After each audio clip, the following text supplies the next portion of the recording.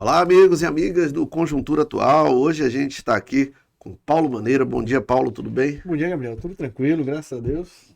Tudo Na paz. tranquilo, terça-feira, zona aí, É, depois de um final de semana nebuloso aqui em Salvador, uma semana triste. de muita violência, mas a gente vai falar de um assunto que está na ordem do dia nacional, que é a reforma tributária. Vamos saber se vai doer no bolso, né? É verdade. E a gente traz aqui Alisson Santana, que é contador é um profissional especializado justamente em tributos, na reforma tributária, quais os impactos dela, e a gente vai saber um pouco como é que isso vai funcionar para o povão. Mas antes a gente vai perguntar sobre ele, né? Você entendeu porque eu queria saber sua história. Como é que é a sua história? Por que que você escolheu contabilidade? Por que essa tributos? Por que essa paixão? Uma área Explique tão aí. complexa. Bom dia, Paulo. Bom dia, Gabriel. Na verdade, contabilidade que eu sempre digo, né? Ninguém nasce aqui numa bela manhã de Salvador e diz quero ser contador.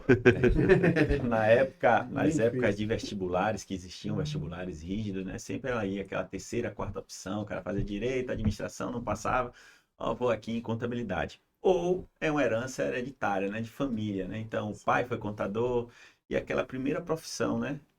Que antigamente existiam muitos escriturários, os datilógrafos, né? Contabilidade aí, recapitulando lá, muitos anos atrás.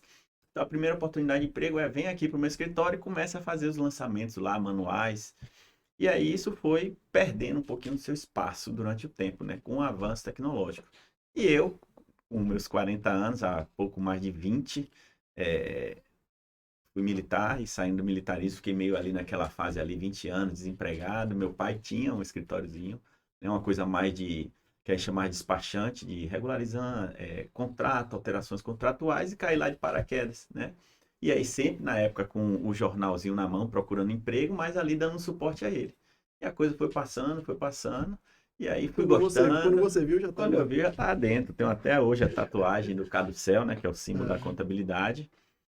E galguei, na verdade, quando eu entro em uma coisa, sou daquele otimista mesmo, que vou até o fim. Então, entrei, fiz faculdade. A própria faculdade que me formei, na minha graduação, na colação de grau, falei com minha coordenadora, olha, eu vou voltar aqui como professor. E aí fiz duas especializações em tributos, né, que é o maior impacto hoje de todo empresário. Nós temos uma das maiores cargas tributárias do mundo, não é a maior, mas uma das mais. Tem outros países que têm muito mais. A questão aqui é a distribuição, que a gente vai discorrer aí no percorrer da entrevista. Fiz metodologia do ensino superior porque eu tinha prometido à minha professora, olha, eu vou voltar como professor. E aí de lá virei professor, depois virei Passa uns 15 coordenador. anos dando aula, né? Não, passei uns 8 anos. 8 anos. 8 anos dando aula, virei coordenador e em 2019 resolvi me dedicar exclusivamente à minha empresa. E aí eu acho que foi uma das decisões mais acertadas, né? Que depois da pandemia, essa Sim. conjuntura educacional que a gente está hoje está um pouquinho deteriorada, né? Antiga. E aí estou com a minha empresa, Impacto, fundei junto com meu sócio há 17 anos, vamos fazer 17 anos agora. Temos 40 funcionários e mais de 600 clientes aí em todo o Brasil. E o bom da tecnologia atrás do que eu falei lá no início, né? Do datilógrafo hoje é que a gente pode atender gente até fora do Que país. maravilha, que maravilha. A internet, É, se, se, se a gente pode dizer que houve algum lado bom com essa sim. pandemia, é que os recursos tecnológicos aproximaram mais as pessoas, E evoluiu muito rápido, né? evoluiu, O que a gente já viveu em 10 anos, a gente acabou tendo que sendo obrigado antecipou. a antecipar Sim. isso aí para viver em dois. Agora eu queria saber, Alisson, a gente fala muito, vê no noticiário, reforma tributária para lá, reforma tributária para cá, mas eu acho que Dona Maria, seu José, que estão nas periferias, não sabem direito o que é a reforma tributária. Então eu queria que você falasse sobre a reforma tributária, trocando em miúdos aqui, o que ela significa. Né? Na verdade, primeiro começando pelo título, né, que é imposto, né? Então, imposto no seu âmbito geral é imposto, é uma imposição mesmo, né, que a gente tem aqui no nosso país. E a reforma, ela já passou do tempo de ter acontecido, né? É uma promessa aí desde o antigo governo, do Desde o próprio governo Lula, Sarney, de Sarney, né? é, Então, uma coisa muito antiga, porque a gente precisa de fato simplificar a forma que se paga tributos, né? Então, uma empresa, por exemplo, do ramo de serviço, ela tem no mínimo 5 guias de tributos para pagar por mês, né? Se ela for comércio e serviço, ela tem 6, 7. ela for indústria, tem 8. Então, é uma complexidade muito grande. E o tributo, ele é dividido em duas formas, tá? Ele é chamado de obrigação acessória e obrigação principal. O que é a obrigação principal? É você ter faturamento, pagar imposto. Só que com essa tecnologia que a gente falou agora há pouco, a Receita Federal, que é uma das mais competentes em termos de mundial de como tributar, ela usou da tecnologia como ferramenta de criar um outro tributo, entre aspas, que são as obrigações acessórias. Então, por mais hoje que você não tenha o próprio tributo a pagar, você tem obrigações, que é o SPED, DCTF, né? Uma série de declarações que quando você não faz, passa a ter ser maior do que o imposto. Então, é uma conjuntura tributária muito grande. E eu sempre digo que nós, contadores, ficamos ali no backstage, né? Por trás, e os empresários, a dona Maria, como você falou, o Dona João, só quer receber a guia. E a gente acaba ficando ali entre a cruz e a espada, né? Então, o governo quer arrecadar, o empresário não quer pagar e a gente tem que fazer esse intermédio. E aí seria através de planejamento tributário para reduzir, né? O que é uma coisa muito comum hoje. E também com a opção do Simples Nacional, né? Que também eu acho que foi um grande avanço dessas reformas tributárias do país, que quando ele criou o Simples Nacional. E eu acho que essa reforma, já entrando um pouquinho nela, eu acho que deveria seguir um pouquinho dessa linha. Então, era isso que eu queria saber. Você já quase foi na próxima pergunta. Essa reforma tributária, para você que está acompanhando aí o Conjuntura, ela foi aprovada na Câmara dos Deputados, seguiu para o Senado, onde deve sofrer alterações. O sistema político brasileiro faz com que haja duas casas legislativas. Esses né? Esses Exatamente. retalhos que vão fazendo, o projeto acaba... O Senado sempre acaba sendo aquela casa da revisão, onde os senadores, muitos já foram governadores, né, que estão lá, acrescentam as suas contribuições, e que depois a própria Câmara também reacrescentam ou retiram algumas dessas contribuições. Mas eu queria saber, ela vai aumentar a carga ou vai diminuir a carga tributária na prática? Eu sempre digo que qualquer reforma, qualquer aplicação de legislação brasileira, uns ganham, outros perdem, né? Então, pelo que está desenhado, eu acho que uma camada vai se beneficiar. Qual? A camada de vendas de produtos, indústrias, porque eles criam o chamado IVA, né, que é o Imposto sobre Valor Agregado. A gente discorre isso em outro momento. Mas os prestadores de serviço, por exemplo, eu acredito que vão perder muito, porque você não vai ter o IVA. Deixa eu já entrar já na parte do IVA, né, para ficar claro para todos, entender. tá? Então, vamos imaginar que um produtor, uma empresa vende bicicleta. Ele, para montar a bicicleta, ele precisa da borracha, ele precisa do aço, ele precisa, né? Aí acontece todo a aquele politributação, né? Isso. Então, hoje, como é que faz? Ele compra todos esses produtos, embute o preço e vende, né? Então, se ele comprou tudo por 100 e ele vender por 150, ele vai pagar um imposto sobre 150. O que o IVA e essa reforma traz é o seguinte: para o produtor, olha, se você comprou a borracha por 50, você vai vender por 100, você não vai pagar sobre 100, você vai pagar sobre 50, que é a diferença. Ela já está tributada lá atrás. Porque ela já está tributada lá atrás. Então, ele vai fazer uma cadeia. Mas veja, eu, contador, você, jornalistas, quais são a cadeia de produção que vocês têm para reduzir? Então, a própria reforma ela cita lá mais de 50 leis complementares. Então, eu digo que essa reforma ela tem muito mais perguntas do que respostas, nesse primeiro momento. Porque ela diz, olha, tal coisa vai mudar, mas isso vai ser em uma lei complementar. Isso vai mudar. Então, é citado mais de 50 vezes. Então, perceba, a gente está com uma mudança. Vai precisar de uma lei complementar ainda para poder arredondar. Então, tudo isso que está acontecendo, Câmara, Senado, que ainda precisa ir para a sanção do presidente, ainda tem muita coisa para mudar. Tem um longo caminho a percorrer. Tem um longo caminho e muita discussão política. E na prática, essa reforma tributária, se aprovada ainda esse ano pelo Senado e sancionada ainda em 2023 pelo presidente Lula, ela já entra em prática ou ela vai demorar um tempo de adaptação para poder, de fato, alcançar a sociedade? Ela vai demorar. A própria lei fala em aplicabilidade em 2026. E aí vem uma grande preocupação também, minha como especialista, né? Vocês lembram da CPMF? Né? A CPMF era um imposto para cobrir algumas despesas e ficou. Era a contribuição provisória.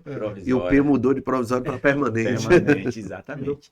E aí, com essa unificação dos impostos, ele diz o seguinte, ó, a partir de 2026, a gente vai colocar lá 0,1%, para que vocês comecem a entender como é a sistemática. Você vai pagar, mas você vai se compensar nisso no pagamento de tributo. Mas, querendo ou não, isso é 1% a mais, né? E aí, como é que eles vão fazer essa compensação ainda não se diz. E isso vai perdurar durante um bom tempo até que faça essa mudança, que é o que vai ser estudado em lei complementar, definido, perdão, em lei complementar. Então, minha preocupação é, a gente tem hoje, está falando de uma mudança para 2026, que a gente não sabe qual é o governo que vai vencer, se vai manter esse, se vai ser uma oposição que vai vencer, e chega lá, digamos que a oposição entre, né, e diga, olha, tem a sua articulação política, a gente sabe que funciona dessa forma, e diga, não, olha, isso aqui não vai ser agora porque foi discutido errado. Então, A famosa as discussões ideológicas. Né? ideológicas, exatamente. Então, A olha, reforma está muito neoliberal, ela está muito social. Isso, então a preocupação é Aí se tornou isso, né? exatamente. Então não se discute de fato o problema, né? Discute primeiro as alianças, tudo aquilo. Então a preocupação é que isso permaneça, olha, fica esse 1% e o povo brasileiro infelizmente aceita, né? Acaba aceitando e isso vai ficando, e a gente não sabe. Então, por hora, uma grande preocupação é essa. Só pra gente entender assim, hoje eu abri uma empresa. Naturalmente, o governo federal, o governo do estado e prefeitura são meus sócios, né? Sim. Então, todo mês eu tenho que contribuir lá. Majoritário. Qual é o percentual que uma empresa hoje, na prestação de serviço, um prestador de serviço deixa para o governo federal, deixa para o governo do estado, deixa para a prefeitura? Mais ou menos quanto, assim, que você vai... isso aqui fica. Você cobrou 100, 35 ficou. Como é que fica hoje? Em média nacional, estudos comprovam que uma média o brasileiro gasta em 30% e 32% de impostos, né? Qualquer que seja a empresa. Um terço. Um terço. Não é dízimo, não, um terço, né? E aí vem muito a questão tributária que a gente precisa analisar, que é o repasse desse tributo, né? Existem os tributos indiretos, existem tributos diretos. Mas para ficar bem claro, existem três camadas, na verdade, de empresa, né? A de serviço, a de comércio e a de produção.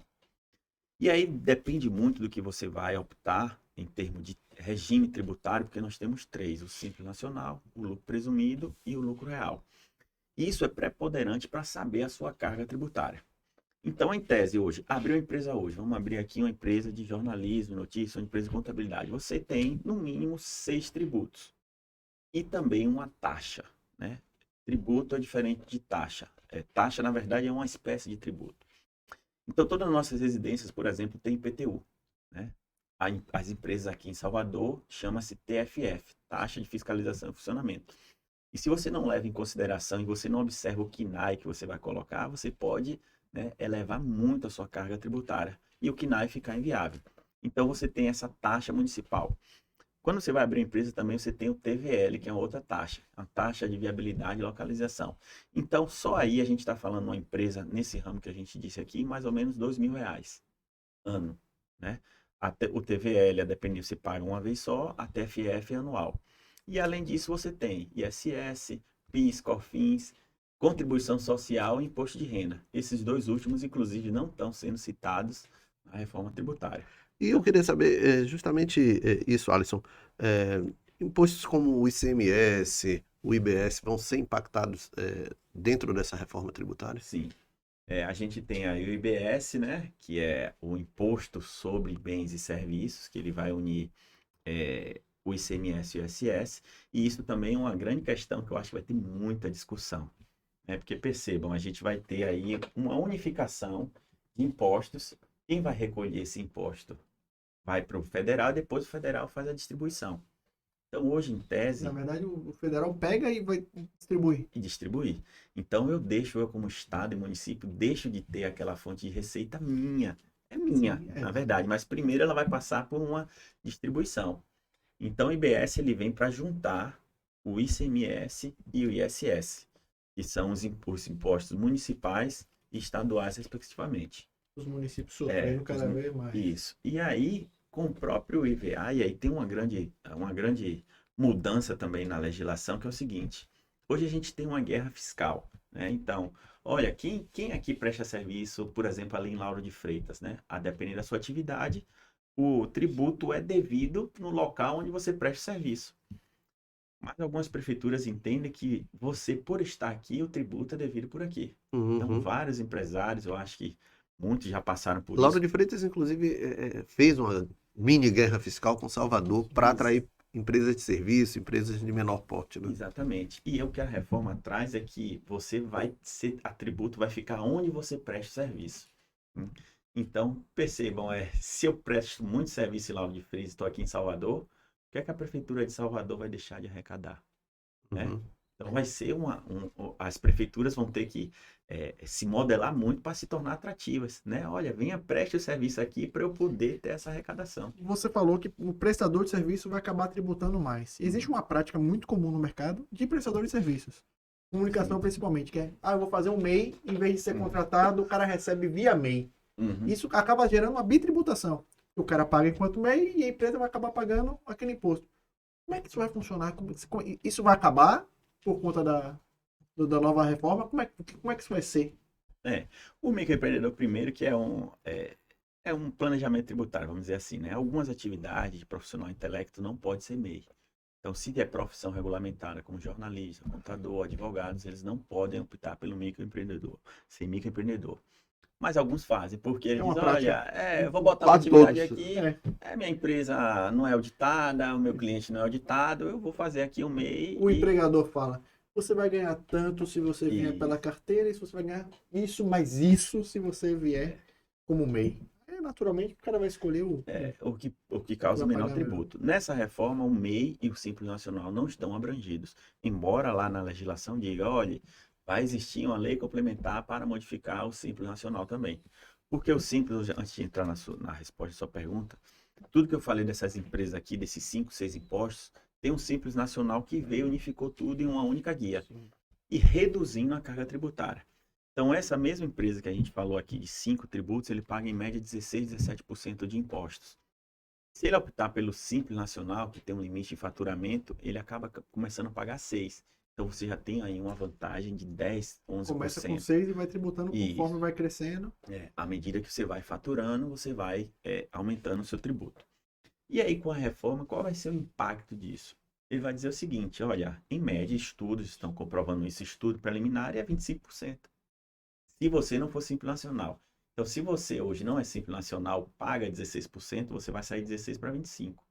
Então, você vai ter um aumento de 9% aí na sua carga tributária, né? Isso porque você não tem pouco IVA, tá? Lembra que eu falei no início? O IVA, aquele valor agregado, aquilo que eu vou contratando. E aí fica muito subjetivo a gente falar sobre isso agora, porque não diz, olha, você é um prestador de serviço, sua folha de pagamento, você vai poder se beneficiar. Se você contratar aqui, por exemplo, for terceirizado aqui as pessoas que estão por trás, você vai poder? Isso não está claro. Em regra geral, não funciona assim, hoje, né? Então, o prestador de serviço vai ter um ano nesse estudo preliminar, vai onerar um pouquinho o seu tributo, em compensação, o comerciante vai diminuir. Então, essa balança aí, eu acho que vai equilibrar. E respondendo a pergunta de vocês no início, a gente sempre paga a conta. A máquina pública precisa funcionar e eu nunca vi uma reforma aos longos dos meus 20 anos de reforma, embora não teve mudanças complexas assim, mas existem algumas leis complementares Sempre para pagar mais aumentando, tributo. criando, Onde sempre o pra pagar contribuinte mais. se dê bem. Não tem como. Não Como tem. eu assisti uma vez um episódio de um seriado chamado The Twilight Zone, que é Além da Imaginação. E o cara era um jogador, um viciado e tal, o cara conseguiu burlar a banca lá e no cassino ele sempre vencia. No final, quando ele apostou tudo, o cara descobriu o golpe dele, que ele estava dando, e deu um golpe maior ainda. Ele perdeu E tudo. perdeu tudo. Aí no final o cara disse, a banca sempre vence. A banca, no caso, é o governo. O governo sempre vence, né? Sempre O vence. Estado sempre acaba prevalecendo diante do contribuinte. Exatamente. E como eu falei, né? A gente, o Brasil é a maior carga tributária do mundo. Não é. Existem países que são muito maiores, né? A gente está falando aqui, eu falei, em média são 30%, 32%. Existem países que são 50%, 45%. Mas o problema do Brasil é que na sociedade a sensação de que os impostos não retornam devidamente. Né? A grande diferença está aí, né? Porque além de pagar imposto, você tem que pagar um plano de saúde caríssimo, você tem que pagar uma escola para ter Quando na teoria a gente está pagando imposto para poder ter tudo isso do governo. Exatamente. Na Câmara tem um dispositivo que a sociedade como um todo mais geral, não prestam muita atenção, que é a votação dos destaques. As pessoas olham a votação do mérito, né, a votação em plenário, aprovou o texto da reforma tributária, mas esquece a votação dos destaques. E nisso aí, o deputado federal Otto Alencar Filho, que é filho do senador Otto Alencar, votou para retirar a prorrogação da redução do IPI até 2032.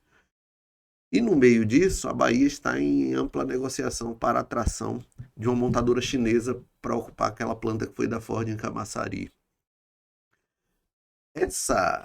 Esse voto do deputado, que claro, não foi por conta do voto dele, Sim. porque vários deputados votam, mas o dele acabou perdendo por um Inerta, voto, né? caiu no colo dele essa bomba de 1000, como a gente diz aqui na Bahia, prejudica estados do Nordeste, do Norte e do Centro-Oeste, que se beneficiavam dessa prerrogativa para poder atrair e competir com o Sudeste, principalmente, e o Sul, onde estão instaladas grandes montadoras. Você acredita que no Senado tem como mudar isso? E se não mudar, a Bahia pode dizer que perdeu a BID? Eu acredito que mude, tá? E o principal motivo, eu acho que desse voto, eu acho, não sei, né? A gente não pode julgar aqui se foi de propósito, se não foi. Foi porque todos os deputados da região votaram, né? Só ele foi o ovelha negra, vamos dizer assim, né? Então, acredito, não sei, articulação ou um equívoco mesmo. E isso traz impacto, de fato, né? A antiga Ford que estava aqui, você tinha a redução lá do ICMS, e ela veio para aqui por esse benefício. Qual é a contrapartida desse benefício? Geração de emprego, renda para aquela população ali de Camaçari adjacente, cresceu assustadoramente com a chegada da Ford. Com esse barrar essa questão da redução, é óbvio que essas empresas não vêm para cá. Até porque a mão de obra aqui é muito mais barata do que na região sudeste. Então, existe um custo-benefício muito grande para as montadoras. Olha, eu vou para a região Nordeste, a mão de obra é muito mais barata, eu tenho mais lucro, tenho mais vantagem e ainda tenho benefício fiscal. Ainda descobriu uma coisa interessante. O pessoal, as pessoas mais, vamos dizer assim, maldosas, dizem que o baiano é preguiçoso, que o baiano é encostado e tal. E a própria Ford fez, na época, uma pesquisa interna e constatou-se que a fábrica da Bahia tinha uma das maiores produtividades do mundo. Sim. Além da mão de obra ser barata, ainda tem uma capacidade de produção grande, né? Exatamente. Então, o atrativo é justamente esse, né? Você perde de um lado e ganha do outro, né? Então, você dá essa redução, traz essas fábricas para cá, gera emprego, renda, e essas próprias pessoas vão consumir produtos e serviços, né? Então, são coisas que eu acho que vão ser corrigidas. Eu não posso ter certeza, mas acredito que por bom senso seja corrigido para que fortaleça a região. Maravilha. Paulo? Eu tava dando uma olhada aqui sobre o imposto. Cadê, Paulo? Por favor. A gente anotou tanta coisa aqui Exatamente. para poder entrevistar o contador, porque quando a gente... Imposto seletivo. Do que se trata o imposto seletivo? O imposto seletivo, na verdade, já muda, é um IPI, né? O imposto seletivo é o seguinte, aqueles bens e serviços que não são essenciais ou prejudicam, a gente está no mundo de sustentabilidade, prejudicam a saúde, eles vão ter uma tributação maior. Então, cigarros, armas, perfumes, as mulheres ficam até retadas que perfume, né? Não é considerado um bem supérfluo, ele tem sua elevação, joias. Então, o imposto seletivo é dizendo o seguinte, ó, esses produtos que não são essenciais, eles vão ter uma carga tributária maior. Qual o critério para ele? São estudos técnicos mesmo, né? Aí eu não tenho competência aqui para dizer de fato quais são os critérios, qual a forma de tributar. Mas se não é bem serviço, se é considerado supérfluo, eles tributam mais. Em contrapartida, os que são bens essenciais, eles dão uma redução. Então, por exemplo, isso que a gente acabou de falar do IPI. Um compensa o outro. Um compensa o outro, né? Uma pergunta do internauta aqui. E com relação à cesta básica, a reforma tributária vai aumentar, vai diminuir? Porque isso entrou no debate do tribunal da rede social. A cesta básica, ela tem, nesse projeto inicial, ele tem uma redução, até isenção de alguns produtos. Mas aí vem aquilo de novo. Existem mais de 50 itens dizendo, vai ser a lei complementar. O que é a composição de uma cesta básica hoje? Aos olhos de quem? Do governo, aos olhos dos estudos da ANS, do consumidor? A cesta básica em si, nem carne às vezes tem, né? Uhum. Aliás, na maioria deve ter um charquezinho ali, uma calabresa. Mas arroz, qual tipo de arroz? Você vê a complexidade da tributação brasileira que um arroz parbolizado e o arroz normal são tributações diferentes. O macarrão normal, aquele espaguete, o enrolado, cada um é uma tributação diferente. Então é outra coisa que a reforma vai trazer Tem uma até uma unanimidade. situação engraçada que a McDonald's mudou o nome de sorvete casquinha para Isso. poder creme gelado, só para poder tributar menos. Para tributar menos, exatamente. E, na verdade, sempre nunca É uma considerando. forma, né? Porque na verdade não é sorvete, isso vai ficar para uma outra discussão, a gente vai trazer uma nutricionista aqui, mas outro dia eu estava lendo aí no site, muita coisa que a gente come não é aquilo que a gente pensa que é, Sim, né? sim. A reforma também prevê cashback para quem tem renda baixa. Como é que isso funciona? E aí, outra coisa também. A gente Não vai sabe. fazer. Isso a Podem me chamar para vários podcasts, que vai ter Maravilha. muita coisa para se discutir, tá? Então, o que é que o governo fez? De toda essa arrecadação, a gente falou aqui do IBS, ele vai unificar alguns impostos. Então, o Estado e o município deixa de ter essa posse. É como se chegasse aqui para você: olha, eu prestei serviço, toma esse dinheiro, é seu. Não, agora ela vai passar por você para depois chegar nele e fazer essa distribuição. E com isso, eles pedem autonomia, né? De ter aquele dinheiro em caixa, de fazer o que quer. E o governo, por exemplo, da Bahia, parte do imposto do ICMS é destinado ao combate à pobreza. Uhum. Mas como ele não vai ter a posse desse dinheiro, o governo criou uma comissão com governadores e onde eles vão estipular como é que vai ser esse Agora, retorno para a população. Isso vai concentrar mais recursos na mão do governo federal, ainda mais, né? Ainda mais. Porque, por exemplo, hoje os governadores exigem um pacto federativo para o fim Sim. da guerra fiscal, reclamam constantemente da concentração de recursos na mão da União, e os estados e municípios vão acabar mais ainda parecendo aquele filho que pede ao pai o dinheiro para ir para o cinema, o dinheiro para ir para o... Vai receber a mesada. É mais né? ou menos isso? Vai receber a mesada, Exatamente. né? E vem a contrapartida que na própria lei diz o seguinte: ó, alguns tributos, impostos, vocês regularizem, vocês vão regulamentar. Então, por exemplo, o imposto sobre doação.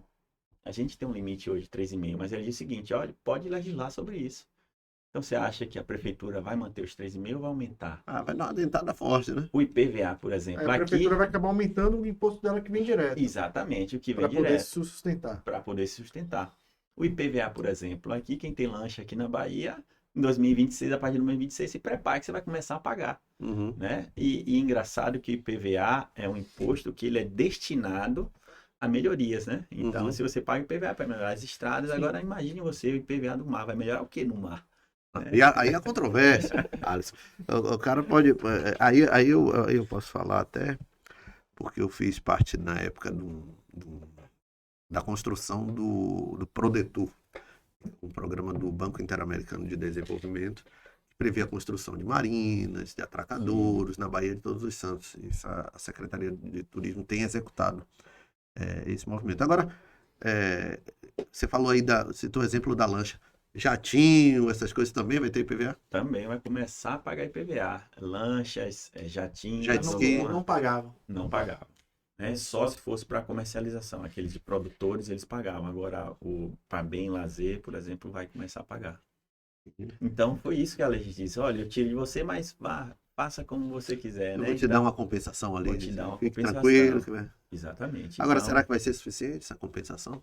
aí é muito estudo tributário. Né? É muito É estudo muito tributário. tributário. Em tese, se for ver a Bahia, nosso estado, por exemplo, tende a aumentar o IPVA, né? Uhum. Porque uma vez que hoje só tributo veículos, Oh, hoje meu eu vou Deus. ter um aumento, né, de Os demanda. impostos na Bahia são maiores do Brasil todo, né? Os estados que mais tributam hoje, Um né? dos maiores, A Bahia, por exemplo, até alguns anos atrás era 17% de ICMS, hoje já está em 19%. A tendência, então, é aumentar? A tendência é sempre aumentar, né? Então, se Ou você vai vai escalonar. ter... O federal vai aumentar e depois o estado também aumenta e as prefeituras também Só que aumentam. a legislação agora passa a ser do federal. Uhum. Né? Então, o ICMS e o ISS, Vai ser por único. exemplo, vão ser único, que é o IBS.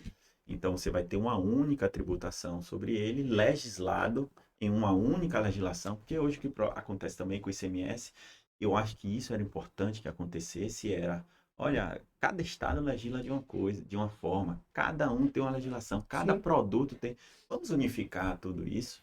Então, a proposta da reforma é muito salutar nesse sentido. Então, olha, a gente vai ter uma unificação, não vai ter mais, ó, tal produto é isso, tal produto é aquilo. Ou vai ter o seletivo, vai aumentar para cima ou para baixo, mas em regra geral a maioria vai seguir uma linha de tributação só. Mas você não acha, Alisson, por exemplo, agora o FPM mesmo, o pessoal baixou a receita das prefeituras em quase 50%. As prefeituras estão travando. Estão vão enlouquecendo. travar, Os prefeitos estão enlouquecendo. enlouquecendo. Você acha que também isso não pode acontecer com os estados quebrarem? Alguns estados quebrarem? Eu acho difícil, né? Porque a gente tem um país muito rico em todos os aspectos, né? Cultural, alimentar. Então, eu acho que cada um vai ter que, é o que eu falei aqui no início, né? Vai ter que se adequar, né? Cada um vai ter que se adequar e ser atrativo, né? E aí, Eu acho que vai ter. volta ao que você falou no início. A Receita Federal tem um quadro técnico muito bom. Sim. E isso, em matéria de arrecadação, estados e municípios são preparadíssimos, sobretudo capitais e os estados, né? E na própria lei tem uma coisa interessante que ele tem, foi montado, me fugiu agora a memória, tipo um conselho que são todos os governadores. Mas o peso maior de votação é de quem tem a população maior. Então, de cara, a região sul e sudeste vai ter... Largam na frente. Largam na frente. E isso que os governadores da região nordeste estão tentando mudar isso até no próprio São Paulo Senado. e Minas é maior do que o Nordeste todo. Exatamente, a população. Então, para que o Nordeste consiga ter uma força, porque vai ser aquela coisa, olha, a gente vai para lá brigar pelo nosso direito, mas vai perder, porque a gente não tem uma população. O que já acontece no Senado Federal quando se juntam os senadores do Sudeste. Exato. Na verdade, o peso do Senado é igualitário, né? São três são senadores três para cada estado. No Congresso Nacional que é mais pesado isso aí. Pois é. Conversamos com Alisson Santana, contador, falou aqui sobre reforma tributária de uma forma didática, de uma forma leve, para que vocês compreendam como é que vai funcionar, de que forma isso vai atingir o bolso de vocês. Quero agradecer e convidá-lo para voltar aqui para a gente discorrer sobre outros temas dessa área de contabilidade que é tão complexa, mas que hoje pareceu... Importante para que a gente compreenda. Hoje pareceu até algo de alfabetização aqui, porque a gente se sentiu contemplado. Quem assistiu vai achar até que é fácil. É tranquilo, né?